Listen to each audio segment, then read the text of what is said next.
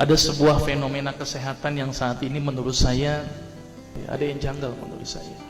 Bapak perhatikan sekarang.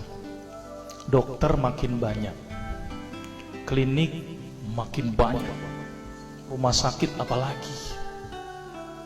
Seharusnya dokter semakin banyak, orang sehat harus gimana? Harus banyak. Tapi apa kenyataan pada saat ini? Dokter banyak, klinik banyak, rumah sakit banyak, orang sakit banyak. Ini yang salah siapa nih Pak? Dokternya atau pasiennya Pak? Karena saya dokter, saya salahin pasiennya. Ternyata pasien itu makhluk yang pasrah menurut saya. Semua yang diresepkan dokter ditelan itu tanpa mereka tahu apa ya obat yang mereka minum. Ini yang menurut saya cukup menggelitik. Nih ada apa di sini? Kenapa kok umat Islam sekarang ini berbeda dengan zaman Rasulullah pada waktu itu? Sampai ada seorang tabib praktek di Madinah selama kurang lebih 2 tahun itu nggak ada pasiennya. Kenapa kok berbeda sekarang dengan umat Islam zaman sekarang? Ini ada sesuatu yang salah menurut saya. Kita nggak usah jauh-jauh masalah kesehatan, masalah keseharian kita saja. Itu ternyata sudah terjadi perbedaan yang luar biasa yang berhubungan dengan masalah kesehatan. Contoh, saya contohkan. Makan sehari berapa kali? 3 kali ya, katanya 3 kali. Padahal nih ada yang mengatakan bahwa makan sebelum lapar, berhenti sebelum kenyang. Berapa kali berarti? Tidak 3 kali, terserah perut. Jadi patokan 3 kali sebenarnya dalam Islam itu tidak ada sebenarnya. Ada sesuatu yang aneh. Maka itu saya sempat berpikir, ini jangan-jangan ini ada sebuah kesalahan dalam diri saya. Maka itu saya setelah lulus dokter, saya melanjutkan kuliah lagi, tapi tidak ngambil spesialis gitu ya.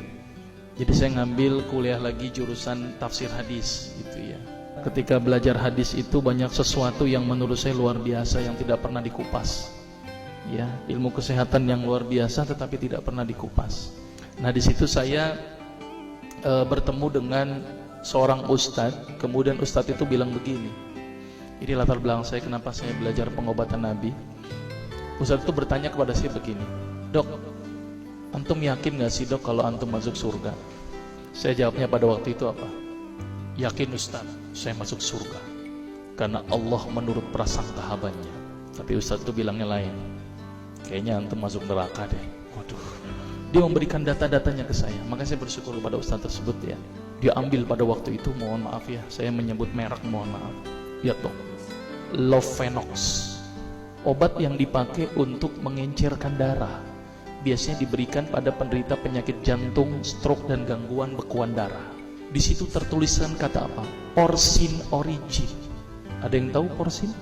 Porsin itu isinya Pak, babi Pak. Saya bilang, waduh, berarti dok kalau antum resepin porsin satu pasien, antum telan itu obatnya, kira-kira ibadah orang tersebut diterima gak sama Allah? Siapa yang dipersalahkan nanti? Diambil obat yang kedua, Actrapid. Apa itu? Insulin. Tulisannya apa? Human insulin.